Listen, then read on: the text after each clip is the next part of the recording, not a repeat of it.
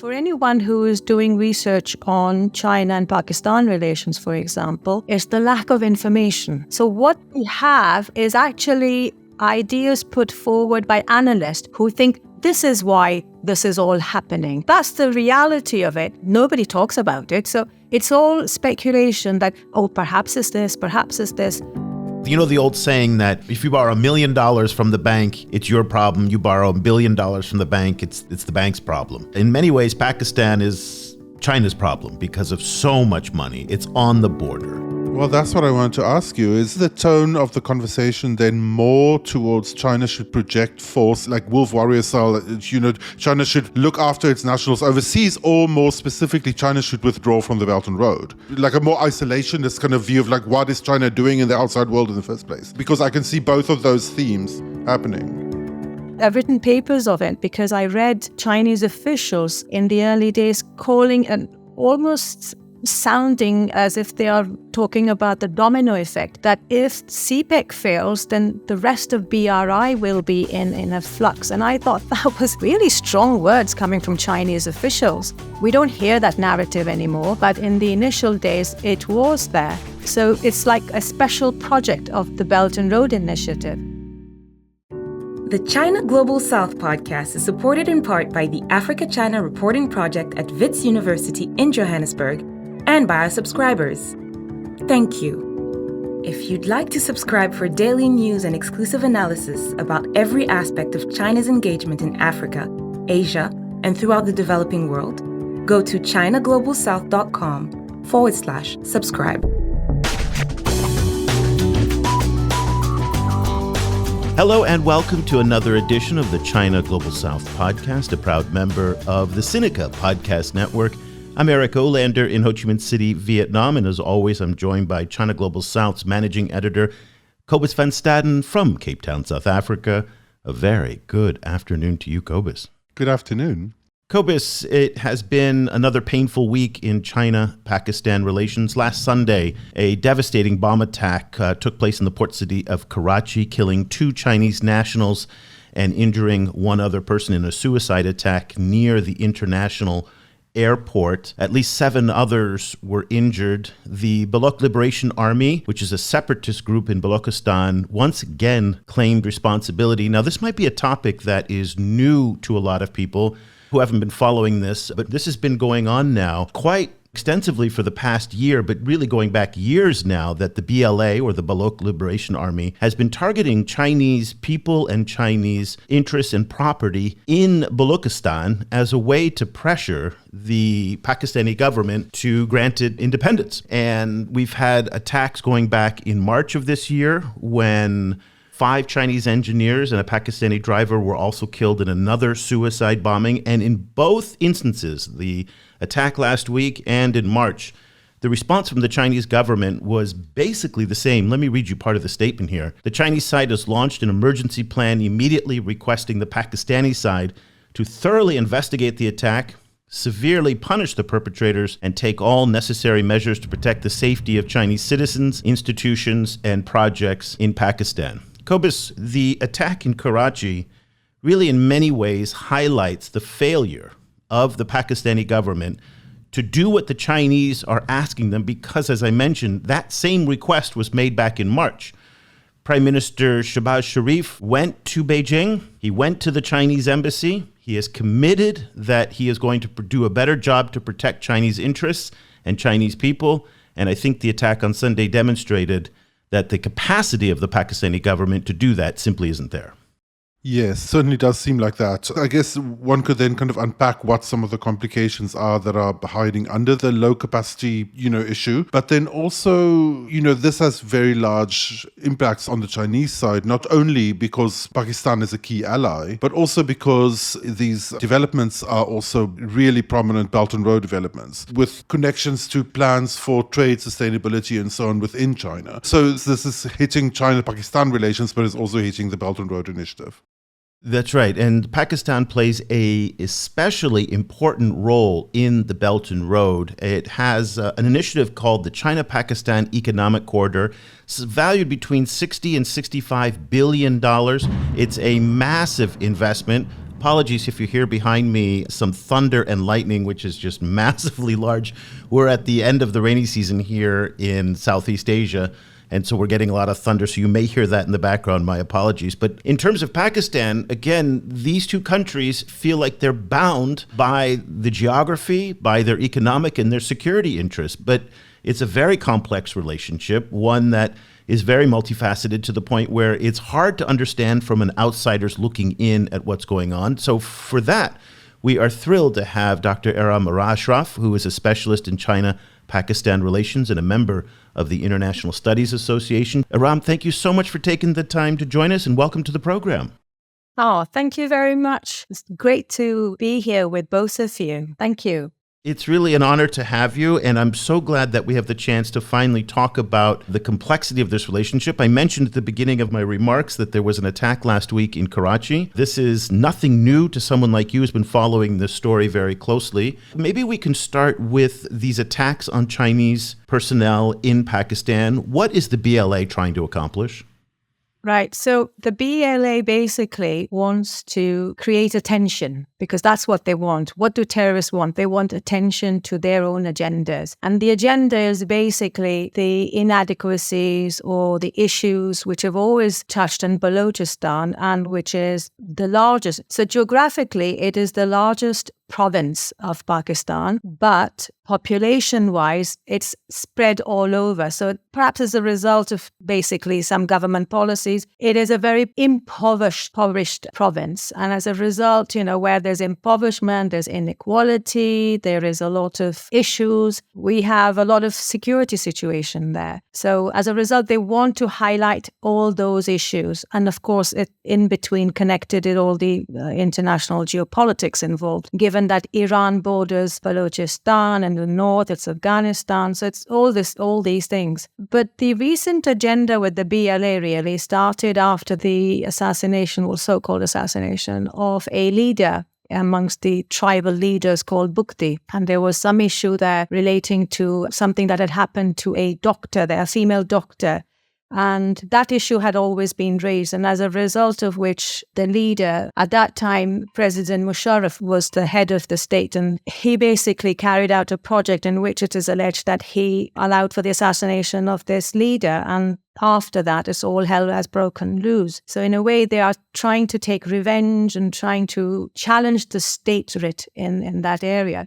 So CPEC actually allows them that voice because anything that creates international attention. So right now we are talking about it, isn't it? For example, we're not related, some of us on this podcast is not necessarily related to Pakistan. Many people are not following Pakistan. But the fact that it's happened to Chinese individuals in Pakistan means, international media. So that's what it allows them. Just to clarify, would they also just be targeting any other kind of international actor there just simply because it draws attention? Or are they also saying that there's a particular kind of involvement of the Chinese in the larger Balochistan liberation saga that they're also processing? Is there really no connection between larger kind of issues around Chinese involvement in Balochistan that they're particularly targeting Chinese? It's only attention grabbing by targeting foreign projects. Am I understanding that correctly? So at the moment, the Chinese are the largest players there. So you are right, because there are other ethnicities involved. So recently what we've started noticing, or at least I've started noticing, is the individual groups, terrorist groups, are basically hijacking or kidnapping laborers from other parts of Pakistan working in Balochistan and then basically assassinating them because of the fact they belong to different ethnicities, such as from Punjab. And that's a worrying trend. But as far as international actors are concerned, because CPEC was announced in the way it is, a lot of people don't understand. China's Belt and Road Initiative, initially when it was launched in Pakistan in 2013, it was launched as the flagship project for Belt and Road Initiative.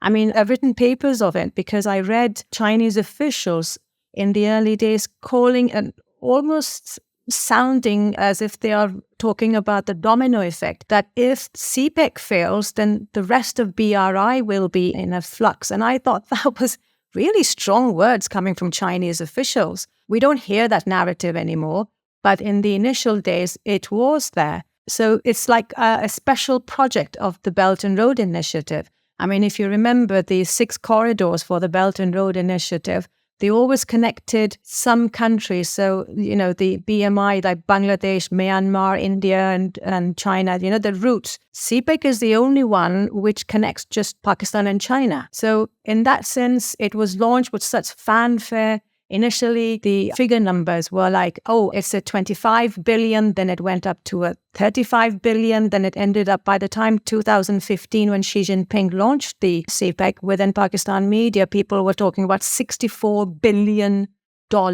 project. It was a huge amount. So it's a stunning amount of money. Yeah. I mean, especially for a country like Pakistan, where processing that amount of money is not easy to do. But let's kind of get to the motivations as to why the Chinese would look to Pakistan as the jewel in the crown, if you will, of the BRI. And let me see if I understand it correctly, and you can correct me, is that my understanding is that there's a big concern about what's called the Straits of Malacca dilemma, and that is a lot of Chinese shipping, and particularly energy, passes through the Straits of Malacca, which is a very narrow choke point of water in Southeast Asia that in the event of a conflict with the United States, the U.S. Navy could cut that off and really starve China of energy. So the idea was, let's make an overland route from the port of Gwadar in Baluchistan, which, if you look on a map, is shockingly close to the Straits of Hormuz and also where a lot of that energy comes out of. And then they can create this corridor from the port of Gwadar overland into China, then thereby avoiding the Straits of Malacca. That was the fantasy. Is that correct? Is the reality that simple? Right. So I'm glad you brought that up. One of the things for anyone who is doing research on China and Pakistan relations, for example, is the lack of information. Yeah. So what we have is actually ideas put forward by analysts who think this is why this is all happening.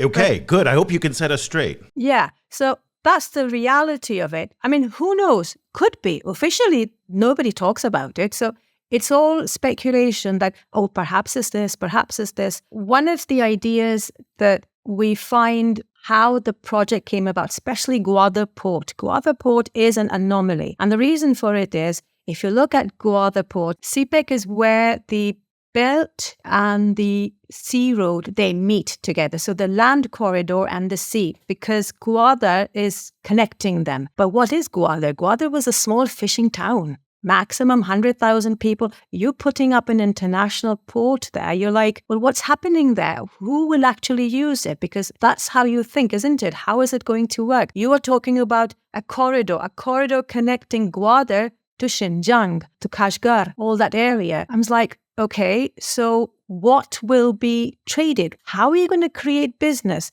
And the reality is there's so many questions there. So then people started speculating that, this is probably to, like you just spoke about, what if Malacca is blocked? What if, because rather than America, the talk is now the Indians may block it. So what if the Indians decide to block that? Then what will China do? So at least there's another avenue for them.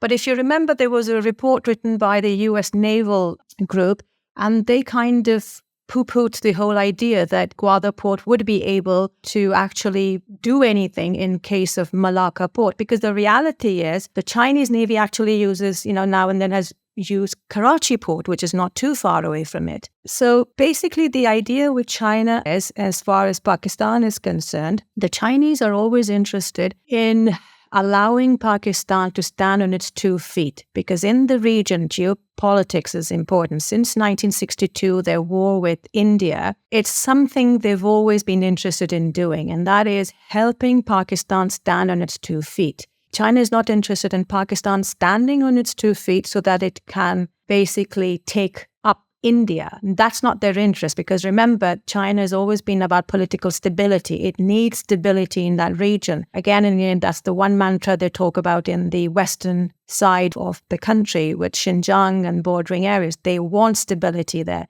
But they still want Pakistan to stand on its 2 feet, basically. And that's where this whole idea has come. If you remember that book, oh God, I'm terrible with names now, a CPEC book. God, I can see his face right now. It'll come to me. He's the one after a long time, recently, 3 years ago, he wrote, oh God, what's his name now? He wrote the book on China-Pakistan relations. And you can see historically, it was actually General Musharraf who went to China and said, can you build Gwadar port for us? Because we would like this port to be built. And apparently when he came back, the Chinese sent their representatives to say, was General Musharraf actually serious? Does he really want us to build something there? Because Gwadar had nothing. So in actuality, it's Pakistani leaders who want separate ports there, and therefore China is saying, fine, as long as we can make a profit of it. It's very slow progress, but that's how China works. It's the longer term vision. Well, so in that sense, is it possible, sorry to interrupt you, is it possible then that this is a little bit like the case in Sri Lanka, where there was the port of Colombo, which was a perfectly functioning port, and then the Sri Lankan presidency said, we want to build the port of Hambantota very close by.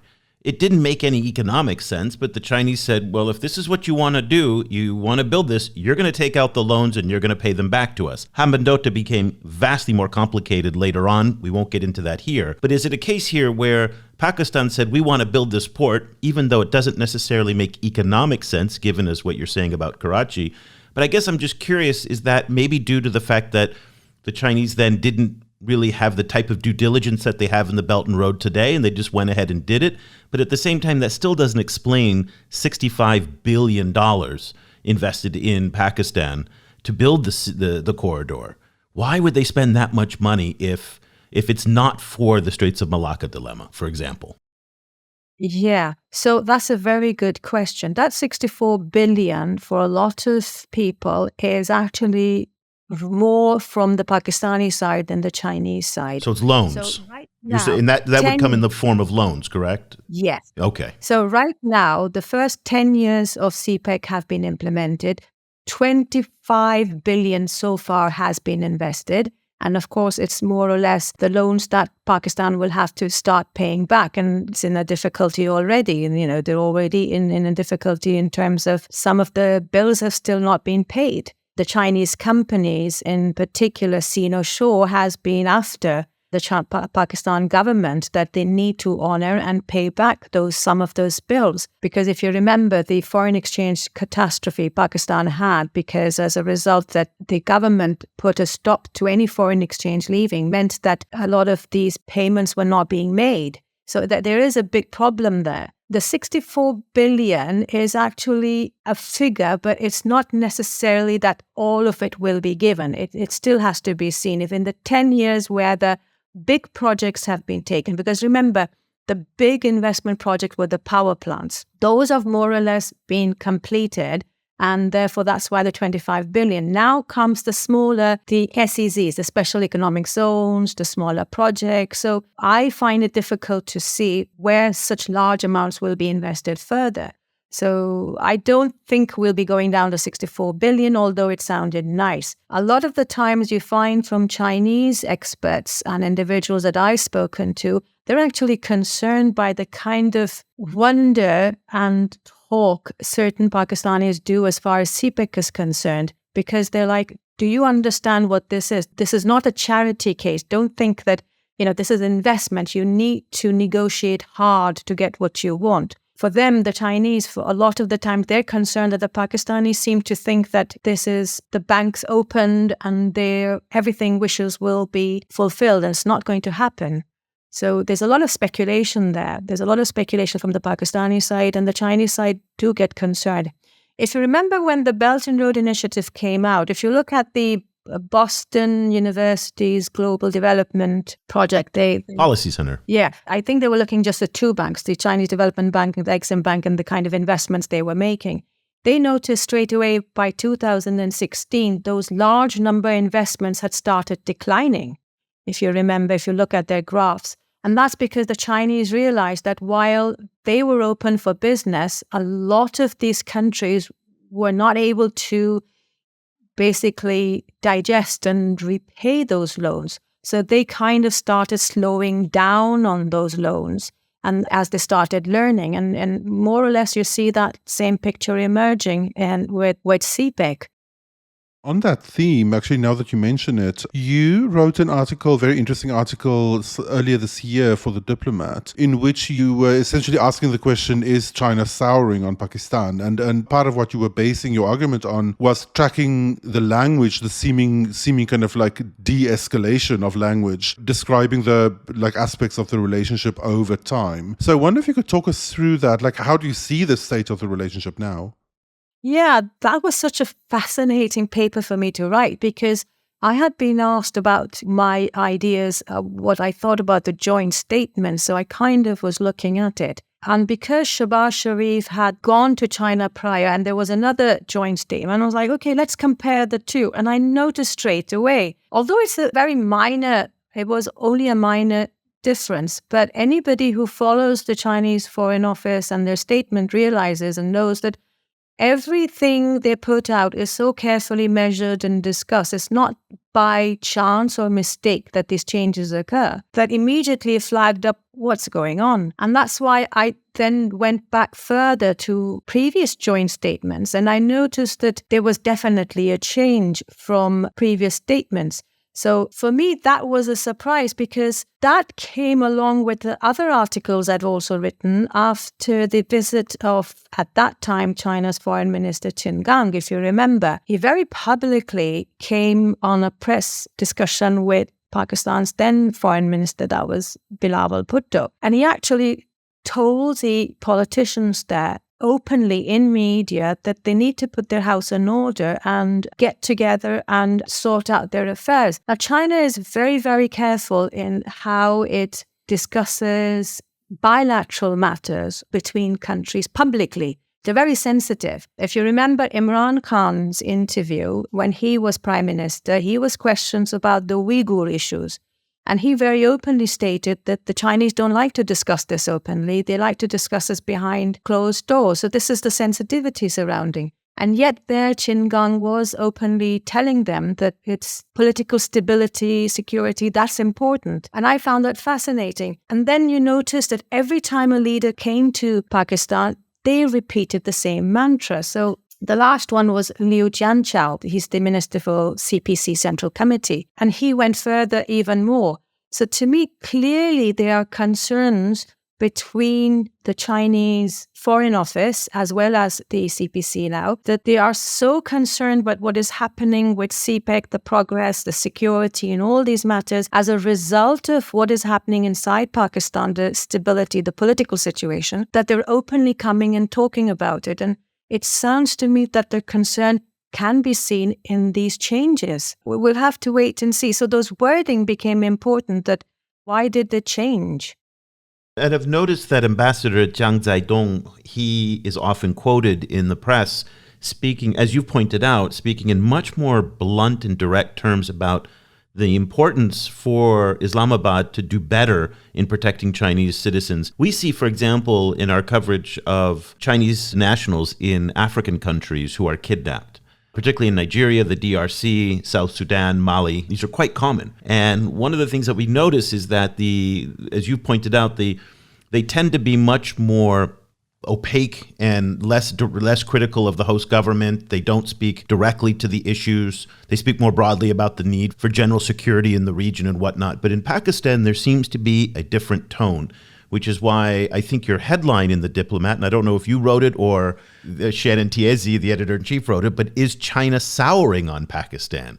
And Pakistan has gone back repeatedly for more financing from China, and the Chinese have balked and have refused to grant more financing.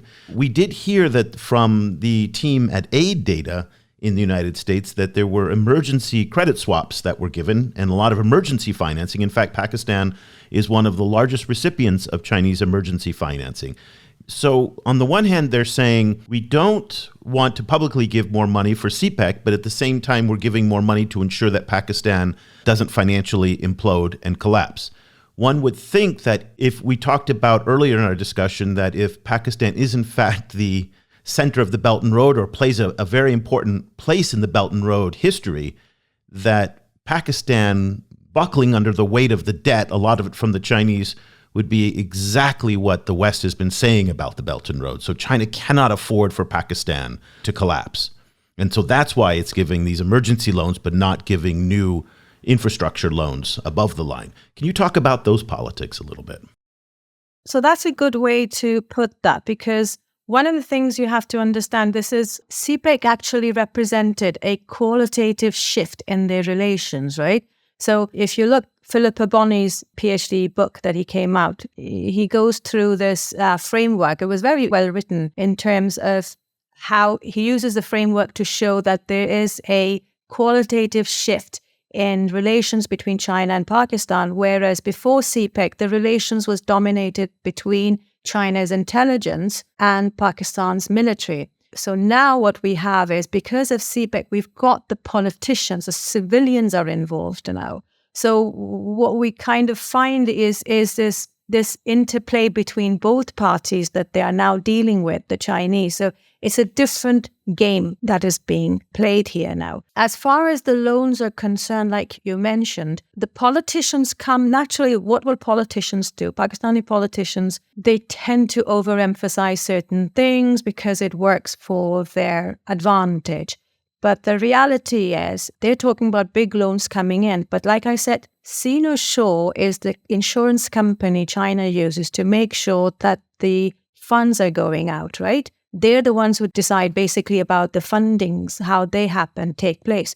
So take ML1. ML1 is what in CPEC is known as an early harvest project, the train project. It's connecting the whole country and different routes and everything. And it's a whole upgrading of the system. So that was considered an early harvest project. It was so important.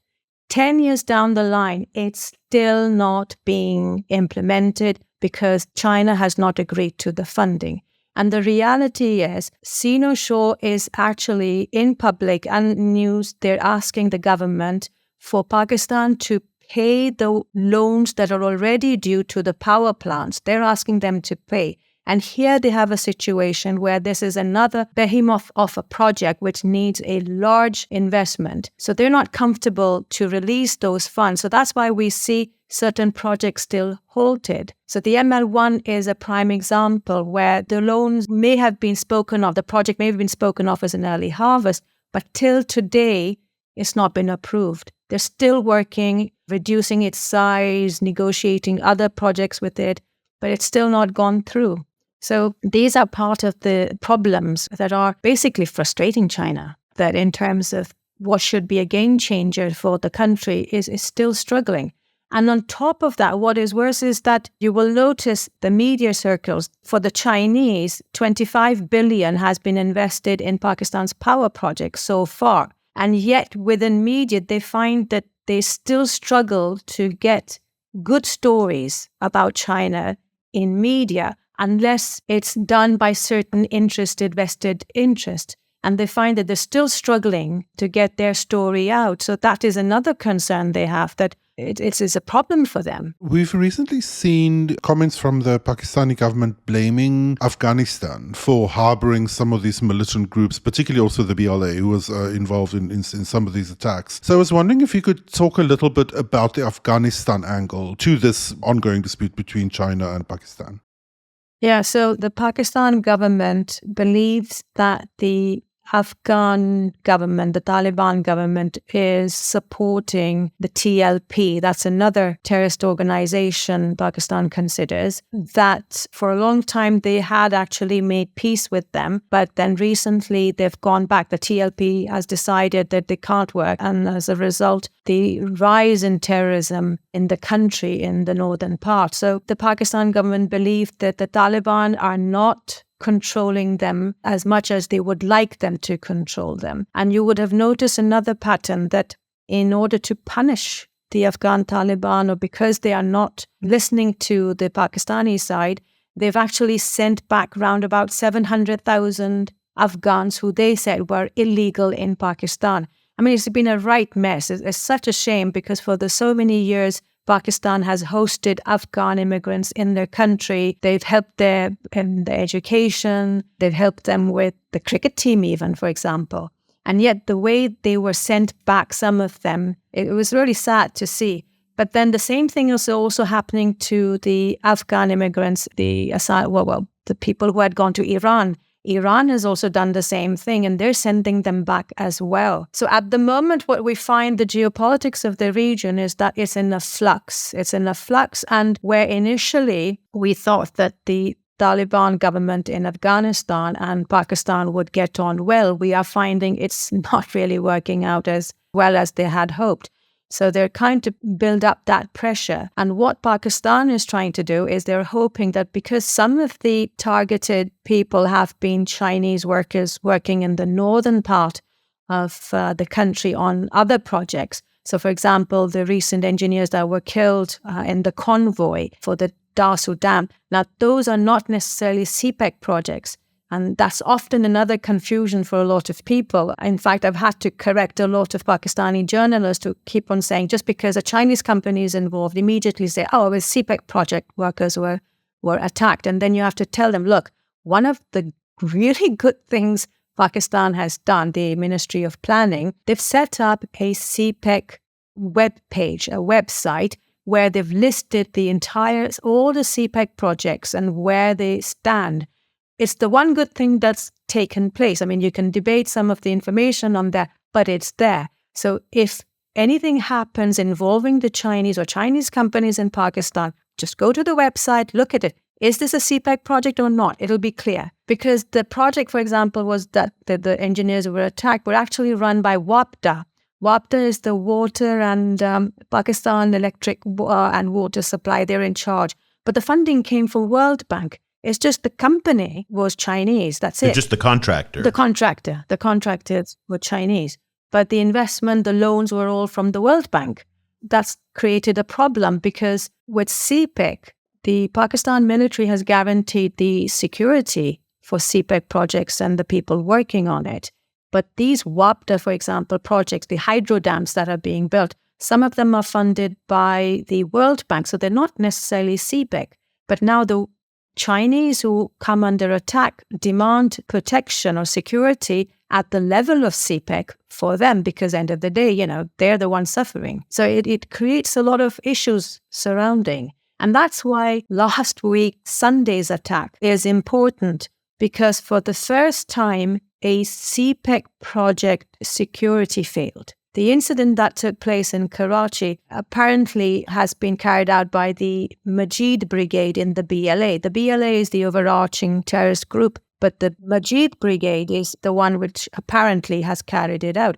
This Majid group is important because they're the ones, if you remember, in April 22, carried out this first female suicide bombing of the Confucius Center in Karachi University. That's right. I remember that. Now, I visited the Confucius Center and I met some of the people who are teaching there. So all the Chinese left after that incident, but online they were teaching them, but they were Pakistanis now, in charge of the Confucius Institute there. So this incident by the Majid Brigade in Karachi has come after nearly 2.5 years. Again, last year, another CPEC project convoy was attacked in Gwadar, if you remember, in August 23. They were engineers working on the new Gwadar International Airport. Now, that is a grant by the Chinese government. That's built with a grant by the Chinese government. It's a huge project, which is, I think, about to open soon. They were engineers returning back to their camp in Gwadar port area, and they came under attack. Now, that's a CPEC project. That time, they were protected. There were no casualties, and the BLA failed, basically, at their attempt. And no Chinese were hurt or are affected by it. But this one on Sunday is the first time a CPEC security or a CPEC project security has failed. So a lot of questions need to be asked. What happened? What happened? How is it this was possible? And in a time when the Prime Minister has said he is going to increase security for Chinese nationals and projects, and so here we have a failure. Okay, so we've covered quite a bit of ground in this discussion. As you've tried to explain it as clearly as possible, but it still remains a very complicated issue. Help us think about what comes next. Do the Chinese, they're all in on Pakistan. They've got too much money sunk in there. The old saying that if you borrow $1 million from the bank, it's your problem. You borrow $1 billion from the bank, it's the bank's problem. In many ways, Pakistan is China's problem because of so much money. It's on the border. We also have the India dynamic here, that there's been a little bit of evidence of some progress, that China-India tensions after 4 years and the conflicts that they had back in 20 and 2022 are starting to ease now. The PLA is withdrawn from 4 sectors along the line of actual control, and any kind of warming of Sino-Indian tensions puts further pressure on the relationship with Pakistan. What do we need to know going forward about where this relationship goes? Technically, if you look in the long-term plan of CPEC, technically it finishes in 2030. So as far as I can see, it'll trickle down. But again, like I said, the major investments are more or less there. They're already done. And for China, it's always been a long-term plan. If you look at some of the requests that have gone through from the Pakistani side, it's basically been to extend those loans. So basically the timing of it may be extended as such, but nevertheless, Pakistan will still be paying. But if the security angle is such an important angle, because the Chinese government is sensitive to its own people. I mean, if Chinese citizens keep on getting affected and keep on getting killed in Pakistan, I mean, they're answerable to their people. I mean, what are you doing in Pakistan if you cannot provide the security? So in that sense, we will have to see what will happen. The fanfare that was there in the early days, already it kind of fluctuates over the years. So if you remember when Prime Minister Imran Khan came, that famous media interview one of his special advisors had given, who questioned that the deals were not in Pakistan's favor. And then within a year, everything went back to normal. So they kind of fluctuate. The relationship fluctuates. But nevertheless, they continue. So as far as I can see, China will still continue, but it won't necessarily be gung-ho going forward. It'll still be there with Pakistan because, let's face it, it's maintained its relationship for a long time, and it needs a stable Pakistan in the region in order to address other issues surrounding in that area. And it's not just India and China which is at concern. If you remember, and for me, this is where it all, my interest in CPEC and everything started. It was that New Year tweet of President Trump. And for me, what caught the attention was the response by one of the ministers to... What was the tweet from President Trump? Well, if you remember, it was his New Year tweet where he blamed Pakistan for America's failure in Afghanistan and that it had given them enough money and it's going to stop now. So one of the response that came back, one of the ministers came back and said, in a very, very uphanded manner that, we have other people helping us too. And he was referring to China at that time. And so that caught my attention, that the arrogance of this man, that all of a sudden they actually think the Chinese are there and they can support us. And that caught my attention, that what exactly is happening there, that this minister actually thinks that the Chinese will protect them. Because if you remember at that time, the negotiations between China and India were taking place. And for the first time, then China came along and stopped backing certain Pakistani individuals, stopping them from being declared terrorist in the United Nations, coming under the terrorist list. So all these things were taking place, but the relationship still continues.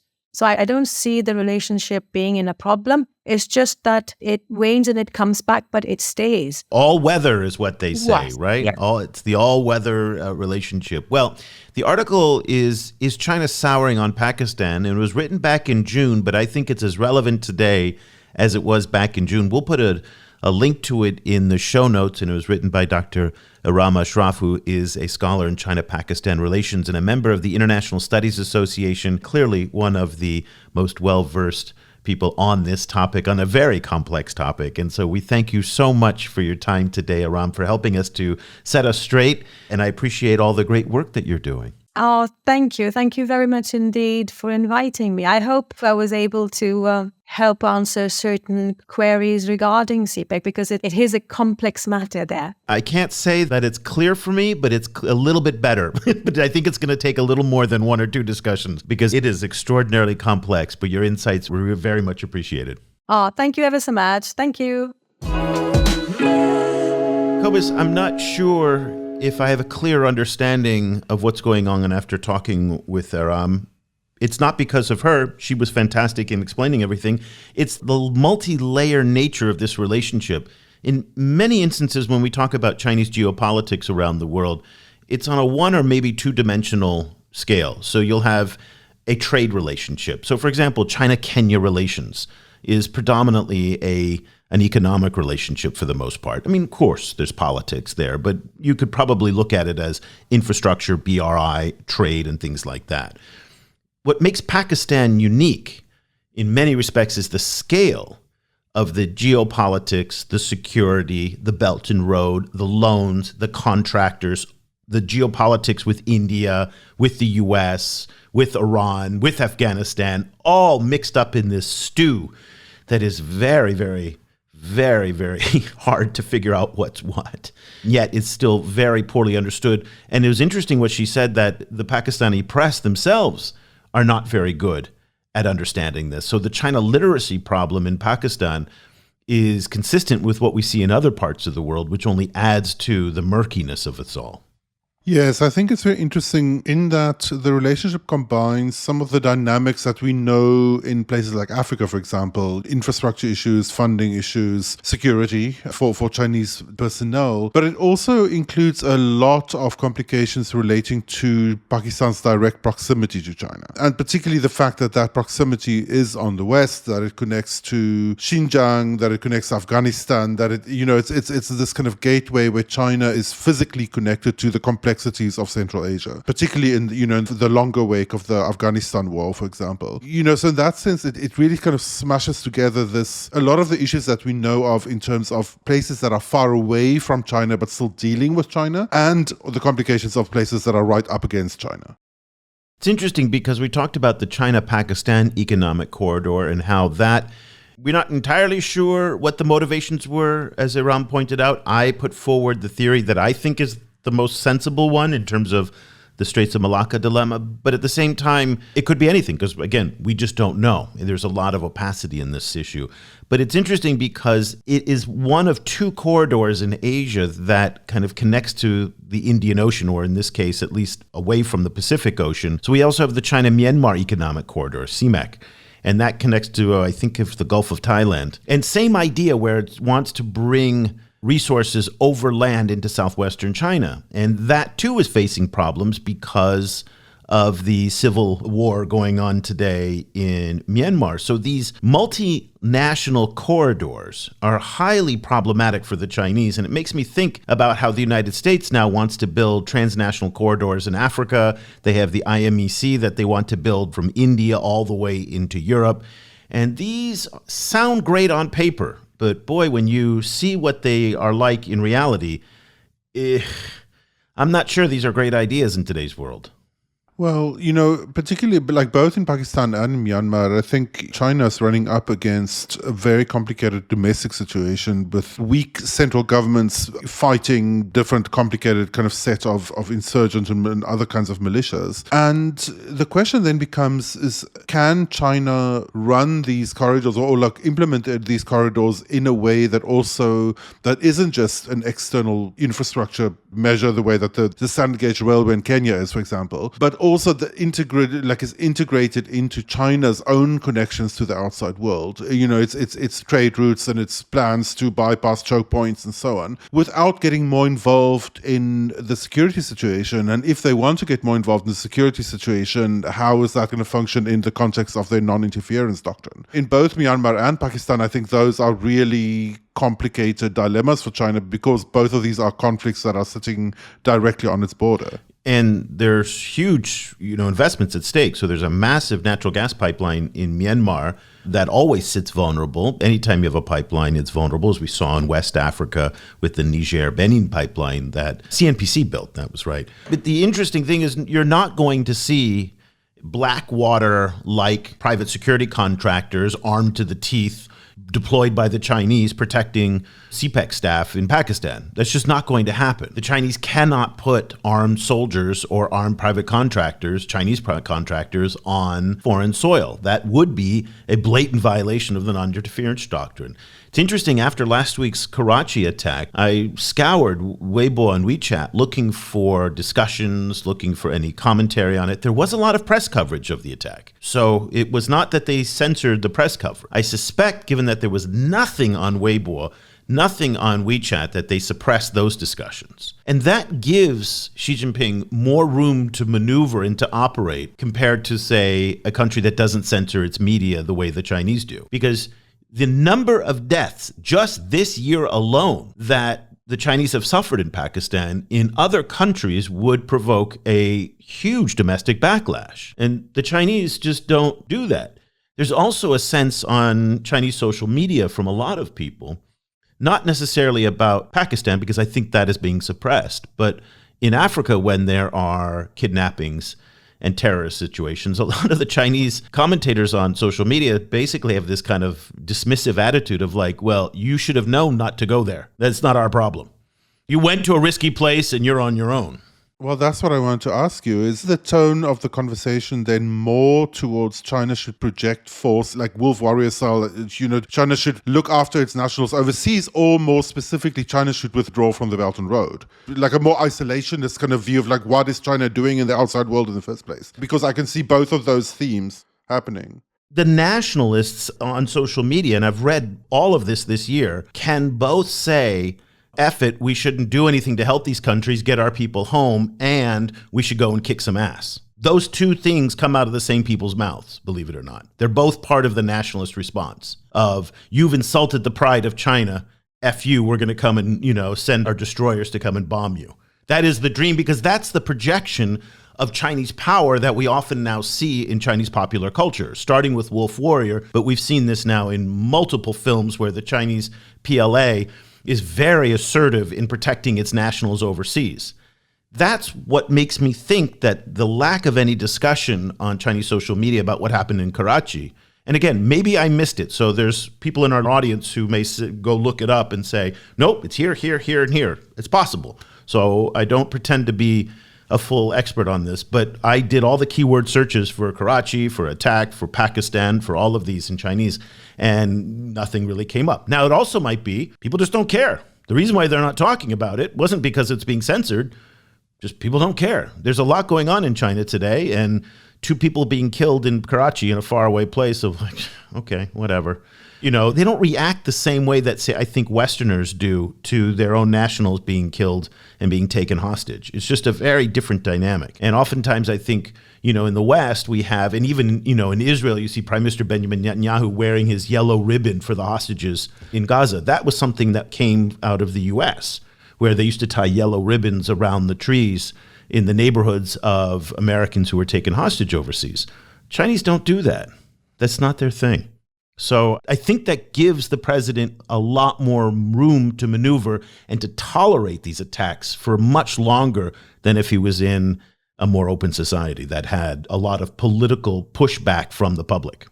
But at the same time, I mean, the Chinese officials are rare in terms of, they're moving into kind of almost uncharted territory in terms of being very blunt and publicly blunt about the security situation in Pakistan than in other places, even in places like the DRC, for example, where there are similar problems. So one then wonders, what's the next step after that?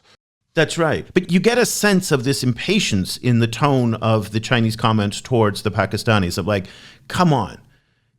For F's sake, this has been going on long enough. Enough. This has got to stop. And then the Pakistanis keep coming back with more promises, more assurances. We're going to take care of this. Don't you worry.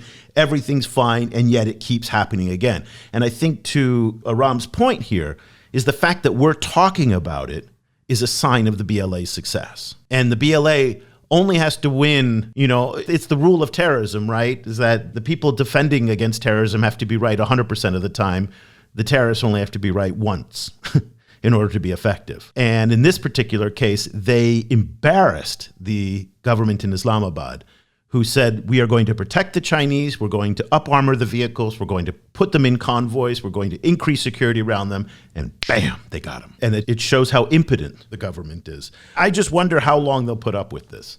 And I think the black hole of money, the money pit that Pakistan has become.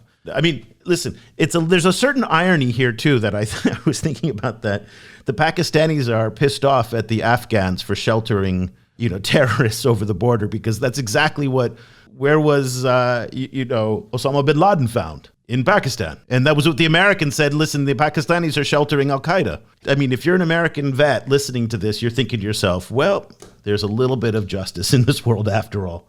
I mean, there's a certain irony there on that one. But it shows you the complexity of that region. It really shows you the complexity. And I'm hoping that we can do a lot more discussion on this particular region because I think it's poorly understood by most of the world, including ourselves, by the way. Yeah, definitely. Yeah. So let's leave our conversation there. Cobus and I will be back, as always, with another edition of the show. Want to make sure that everybody knows that if you want to support the great work that all of us are doing at the China Global South Project, and I'm just so proud of everything that Cobus and Jero and Johnny in the Middle East are doing, and our team out here in Asia are doing, the best way to support that work and to stay on top of all of these issues, and you cannot, by the way, understand what's happening in places like Pakistan just from reading the New York Times. Doesn't happen, sorry. You have to go deeper, and also you have to understand that broader context about what's going on. So in the show, I mentioned, for example, what's happening on the Sino-Indian border. That impacts Pakistan. But if you're not paying attention to what's happening on the line of actual control, you won't understand the dynamics that are happening in a place like Pakistan. We are really one of the only places that cover that on a daily basis. On a daily basis, in our newsletter, in our podcasts, in our videos, and in our special coverage for subscribers. Go to ChinaGlobalSouth.com/subscribe, and you can sign up for either monthly or annual subscriptions. And if you are a student or teacher, just send me an email, eric@ChinaGlobalSouth.com, and I will send you links for our half-off discount codes. So that'll do it for this edition. Cobus and I will be back again next week. I'm Eric Olander in Ho Chi Minh City, and Cobus van Staden in Cape Town. Thank you so much for listening. The discussion continues online.